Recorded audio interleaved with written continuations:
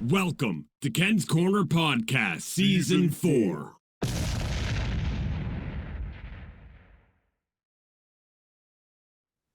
Hey everyone, welcome to Season 4. And boy, do we have something special for you. Right here on Ken's Corner Podcast is Season 1 of Sports Timeout. Yes, we brought Sports Timeout to Ken's Corner. And I'm here with my co-host, well, I guess our host for this show, Joe Moyer. How are you doing today, Joe? Let's talk some Leafs. Great, Ken. Great to be back. I've been anxiously chomping at the bit to try to talk about our blue and white team. Lots to talk about, lots of action in the off season, and thanks for having us back on this platform. Yeah, that's amazing. I'm so happy that you agreed to put up with Ken's glass half full, and I'm able to put up with your glass half empty attitudes. Well, it's no problem. Anytime, any chance I get to tell people I think I know what's best for the Leafs, I don't hesitate. So this is a great opportunity for us. So, wow, let's start with, I guess, the last time we did a show. It was the unfortunate demise of the early season for the Toronto Maple Leafs, and then we had quite the eventful offseason. So let's talk about, I guess we'll just start from then, the firing of Sheldon Keefe and the hiring of Coach Craig Berube. What are your thoughts? Yeah, well, I hate to say it if that wasn't a secret well kept. Everyone kind of knew that was going to happen if we lost that first round. And I don't know about you, but I was feeling pretty tense and scared for that series. And I don't know, it went the way of many a Leaf heartbreaks go against that Boston Bruins. I mean, they're a good team, but let's hope they're not as good this season. Yeah, I mean, Sheldon Keefe has landed on his feet in New Jersey, though, has he not? And we see him, game two already, New Jersey Devils. I'm really enjoying our new coaching staff, and I hope that Craig Berube can install his type of hockey, and as well as assistant coach Lane, that he's a hard-nosed guy as well. But I mean, as you pointed out, we're running it back with the almost same team. How much Craig Berube install on this team? Well, listen, you got to give credit to the Florida Panthers. They were a wrecking ball right through the playoffs, and didn't do too many teams any favors, including the Edmonton Oilers, who down 3-0, and then took them right to 7 games and lost barely 2-1. So we'll talk about our predictions for this year for Stanley Cup for sure. But listen, something had to change, and unfortunately, it had to be the coach. You can't get rid of the 3 or 4 players, especially when you're paying $10+ million to your core 4, and people are probably sick of hearing that. But or when they say they're not going anywhere, Joe. What's that? It also helps the issue when each and every one of them refuses to be removed from the lineup, or the Toronto Maple Leafs, which is their right with that no trade contract that they were given in their last contracts. Yeah. So, I mean, as much as I liked Sheldon Keefe, 5 years for a coach, I think any coach, that voice tends to get a little tiresome to the players. Even Pat Burns, Scotty Bowman, Tortorella, they come in, they make an immediate impact. But after 3-4 years, you need a fresh voice. So I agreed with the change. You're right. There wasn't a great kept secret. Craig Berube, right from the moment the season was winding down, was putting little feelers out there in the media that, I'd be interested if I was asked. To be an honor. Hint, hint, hint. And you and I both, I think, saw and talked about where we thought that was going. Now, Craig Berube is going to bring a different approach. He's going to bring more of a north-south approach, and play a bit more, probably a lot more physically responsible. So a bit more harder on the forecheck, harder to play against. And I think that's right up GM Brad Treliving's alley, because he has said from day one, we need to get bigger, we need to get stronger, particularly in the back end. And then along comes a few trades. Yeah, it is a little bit of a different team when you look at our defense and our goaltending. But I mean, I know you love talking about goaltending, but they definitely have dropped a lot on Joseph Woll to be able to stay injury free this season. Well, absolutely. I mean, the short sample size they've had, he's been nothing short of excellent. But I'm excited to see Steve Lorentz, and I wouldn't be surprised to see Steve Lorentz perhaps take the reins for stretches this season, if not become the number one goalie. A little bit more experience, especially under tight pressure games. I've liked what I've seen so far in the preseason, and again, we'll talk about the preseason in just a minute. But our goaltending, you know, my opinion on Samsonov. I think I might have voiced it 400 or 500 times last season that he's got to go.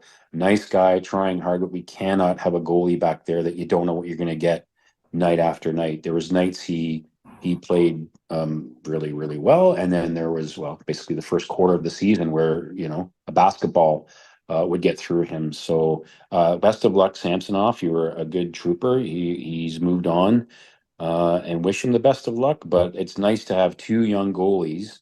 And if we'll talk about Dennis Hildeby, we maybe got three that we can now keep and build on. And hopefully this is our future once and for all, and not have to piecemeal like Mr. Dubas did year after year. Oh, we'll just pick up a goalie that's past their prime. We'll sign him to a 1 or 2 year deal, cross our fingers. You know, Matt Murray, I guess he's in there. I'm not convinced Matt Murray's going to be able to make that much of an impact, but we'll see. Oh, first off, Samsonov, as our friend Paul Hendrick likes to call him, he didn't move on to the KHL despite your predictions of last year. He actually landed on his feet in Las Vegas, which might be a good fit for him behind Aiden Hill in that good Las Vegas defense. I believe he signed in around a 1.85 million. Good luck to Samsonov. Of course not when you play in Toronto. Anthony Stolarz, yes, a 6'6" goalie, and I believe he's going to stabilize our goaltending. He had the best save percentage by 300 points last year with a goalie with over 20 games played. But the problem is he only played 24 games. And under this system, he's expected to almost share the duties with Joseph Woll. So probably about 40 games. If not, then yeah. You know what, Matt Murray, I don't even think he's going to clear waivers. I think someone will pick him up. He's shown stretches that he's not an injured goalie maybe right now. And someone might need someone like him out there. If not, then he's going to be sitting on our farm waiting, well, hopefully not getting into any action, but making that Toronto Marley team really good down there with Dennis Hildeby. Well, I mean, that was Martin Jones' role last year, ready to, when called on. And you know, at one point in the season, or a couple of points in the season last year, we had no goalies. We thought maybe we'd be dressing the guy in the stands or the Zamboni driver at one point, but we ended up, Martin Jones, I think, came in and filled in admirably. Once he was given a couple of games back, maybe not so much. And I believe he's still a free agent looking to catch on with somebody. So I really hope Martin Jones catches on with some team. I think he's totally worthy of being in that supportive role. And it's good to have a third goalie. I just don't know if Matt Murray is this guy. I would really, really I like what I've seen in Dennis Hildeby so far in this preseason. Well, if you talk to my Leaf fan panel, they're conflicted on that very thing. JT, he's from Thunder Bay, so yeah, of course he thinks Matt Murray can be that third goalie. But our guy out in Calgary, George, is not a Matt Murray fan, and he would not be against him landing somewhere else. And you know what? With the way Dennis Hildeby played in that game against Montreal when he got that full game. He was this close to that shutout, but that player that wasn't covered in front of the net, and they had that laneway with the tap in for that goal by, I guess, Alex Tuck that scored that goal. But I believe we played a pretty damn good game considering it was a rookie laden team that night. Well, I mean, I mean, the Leafs are 2-2. They lost two 1-goal games to the Ottawa Senators, but then thankfully won 1-goal games against the Montreal Canadiens. Again, it's preseason. I like the fact we're not giving up tons of breakaways and wide open second and third chances. So defensively, from what I've seen, we seem to look a lot more tighter back there. I'm fortunate about the Patrick Laine knee injury that occurred this week. I know they were counting on him to be a second line player and maybe carry some of the some of the bulk of the scoring. I never want to see a player like of his talent, and he was drafted in the same draft just behind our beloved Austin Matthews. I hate to see a player like that have his career ended, and I really hope he is able to make it back this year. We don't have any updates on his status. It certainly didn't look good. More unfortunate than deliberate. I think that's the general consensus. But if we in Toronto, if that was William Nylander or Mitch Marner, we'd be screaming our heads off, going, we'd want blood for whoever, did that injury. And it's just an unfortunate part of the game. But anyway, we'll move forward and look at, let's talk about our defense, because Mr. Treliving made a few changes and got some big bodies back there in Chris Tanev and Oliver Ekman-Larsson. I didn't see that one coming.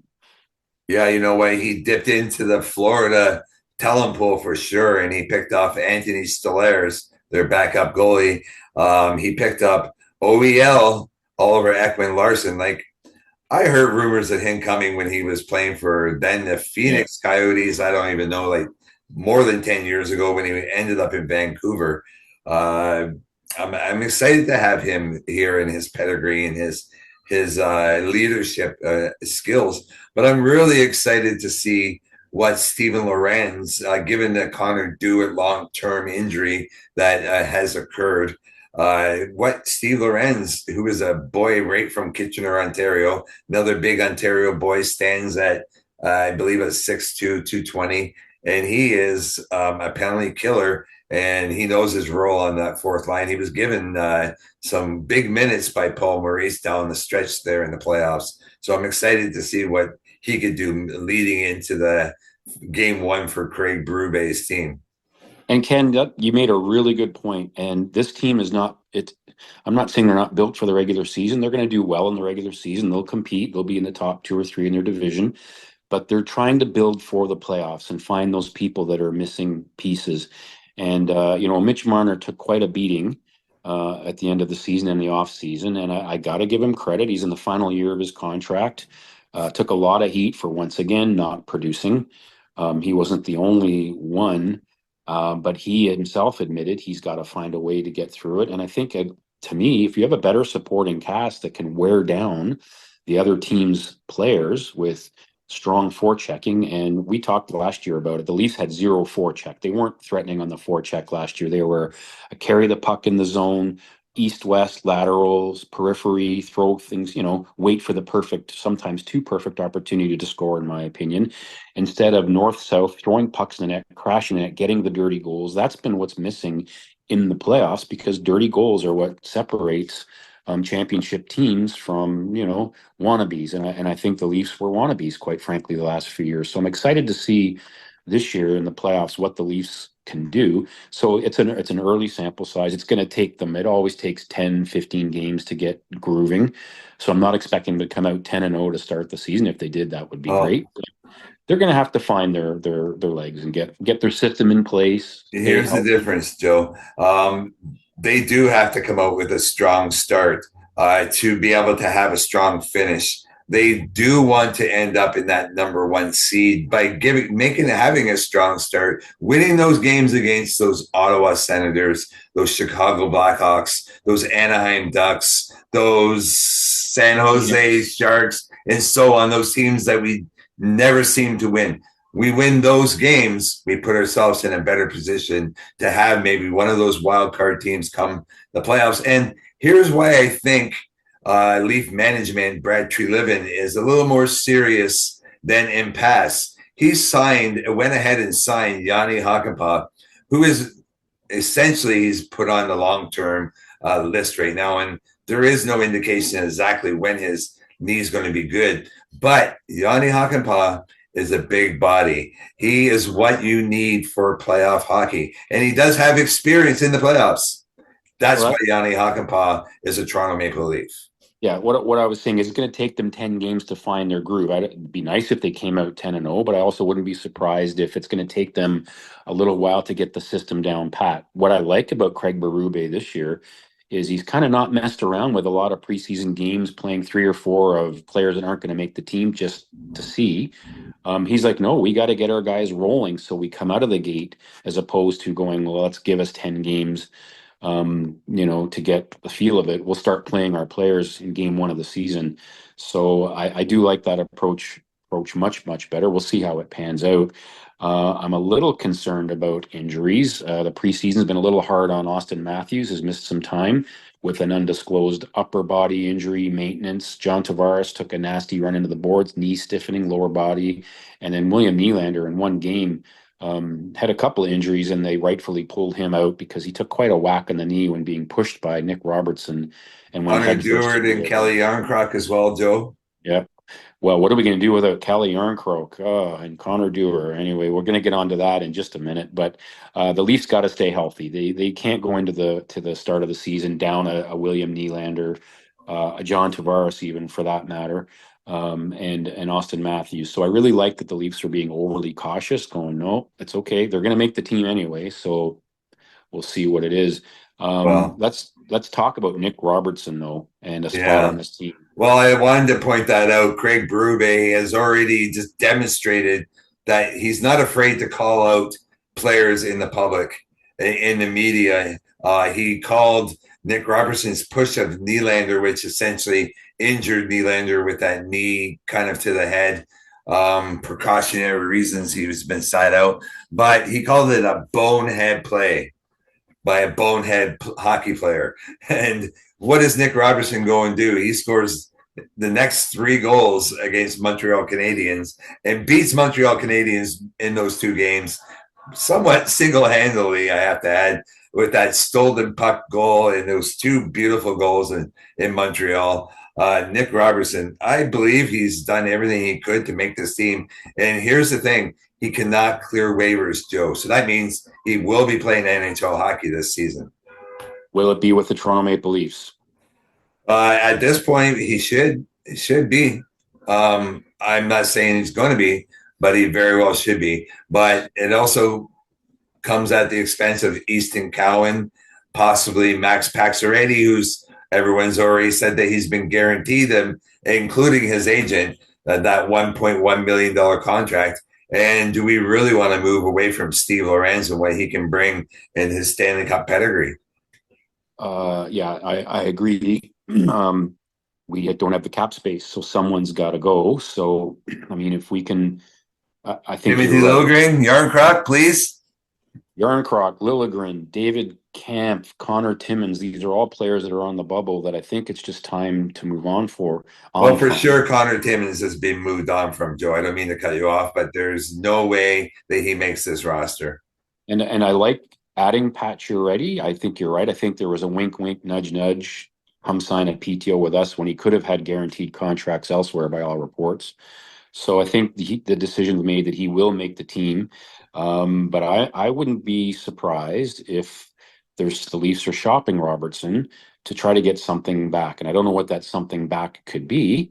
We want to stockpile the farm. We want to do all that. Well, the more he scores, the better draft pick. Exactly. Yeah, exactly. And we're running a little bit short of time, but let's talk a little bit about Easton Cowan and your thoughts on where he fits in this year with the Toronto Maple Leafs. Well, just with everything that's been so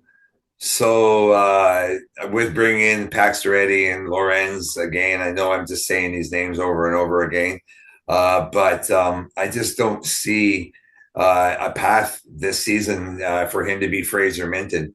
There isn't that extra open. He hasn't. I mean, he has performed quite well, but he hasn't produced any points. He's got an assist.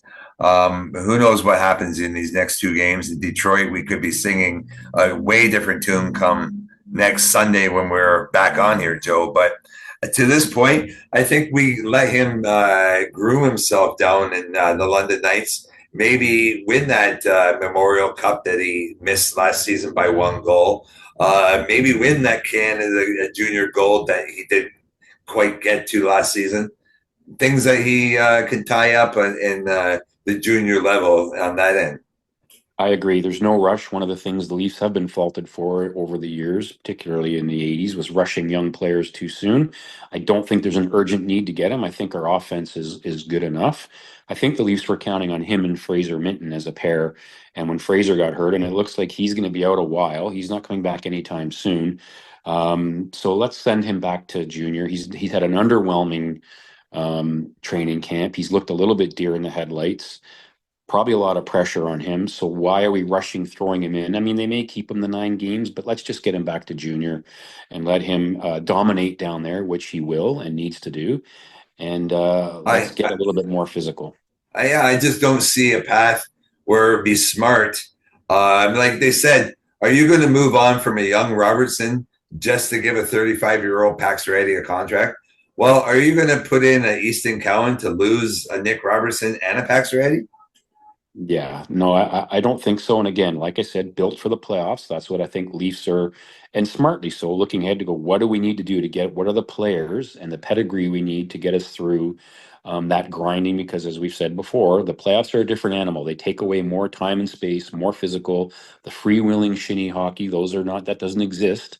Hence Mitch Marner, William Nylander, Austin Matthews, those guys struggle in the playoffs because they're not going to the dirty areas. So they've definitely got Yeah. guys with experience, like you said, with Pacioretty and Lawrence, and guys that are big that'll go to the front of the net and pay the price to score that ugly goal. And there's no telling if William Nylander actually sticks at that center spot. And if he doesn't and he goes back to the wing, that brings us back to we need a second line center. So that could be our focus this season, right? And someone like an Easton Cowan just might be that chip to bring in that really big center that pushes over the top. I hate to say it. Fraser Minton at this point, like you said, he's not tradable when he's injured. So, Absolutely. I mean, it all falls back onto what William Nylander can do at that center position. You know what? I'm not sold on that. I get the theory behind it. Again, a small sample size so far, 4 games in the preseason. We'll see how it goes. I'd love to see him succeed there, but he's also scored 40 goals on the wing. It doesn't happen often in year 10 in your career that you can be moved from a winger to a center. Like I'm not sure that that's happened very often in the past. So it's a long shot for sure, right, Joe? And center also is a defensive position as well, because you got to be all over the ice. You got to be generating offense, and then you got Helping to the be the first guy defense. back. Defense, covering the high slot and all that. And anyway, we'll see. I'm not a hockey expert as far as Craig Berube and the coaching staff. They're going to give it a try. We'll see. They might even give it a few games into the season. But you're right, Ken. I wouldn't be surprised if we see Willie back on the wing, going up and down the wing, north-south hockey like they want to play, and just putting pucks in the net, because he's definitely got the shot for it and he's got the experience doing it. So lots more to talk about, Ken. I know we're running out of time. So again, we'll meet again for our next show on your Ken's Corner podcast. Yeah, I'm excited to have you back, Joe. It's great to see you. Great to hear your voice. I do want to put out notice now. It's official. I'm sure you've seen it on my TikTok and my Facebook a few times. Stillville Boston Pizza has contracted Ken's Corner for our natural progression. And unfortunately, Joe's away on a hockey tournament, I believe, out in Quebec, or he'd be right beside me hosting that show. But October 9th, if you're around right before that Leaf game at 5:45, we got a great lineup, co-hosted by Leaf fan panelists Phil Garbutt. We have Jim Mason, who's a local media legend right here in Stouffville and works for the Stouffville Spirit right now. We have coach of the Stouffville Spirit, TJ Hill. Going to love to hear what has to say. He's a brilliant mind and a great hockey person. Of course, we got Brian McFarland, Hockey Night in Canada legend, and he's going to come talk about Peter Puck and the new founded Penny Puck, which is being released, I believe, sometime this season on Hockey Night in Canada. Keith Acton, owner of the Boston Pizza, so a natural selection in that spot, and a Stanley Cup champion with the Edmonton Oilers. 6-year assistant coach of the Toronto Maple Leafs, and one of my heroes for sure. And we're shut down by CTV sports anchor, former sports anchor, and the great Canadian show, Joe Tilley. Sports coming right up with Joe. So I'm looking forward to that. But before that, we'll be right back here next week with Joe and Ken. And who knows, maybe I'll bring on a special guest for us chat away to, Joe. I look forward to it, Ken. Thanks again. And we will be.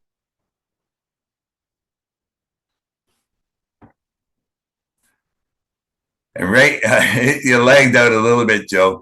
Yeah, we'll be back next week. This is Ken's Corner Podcast with Sports Timeout. I'm your host, Ken Judge, and here's my co-host right here, Joe Moyer. Love talking hockey with you, and you seem a little bit more upbeat now that we're on the podcast. All good. Have a great day and enjoy the rest of your day, Joe. Thank you very much. You too, Ken.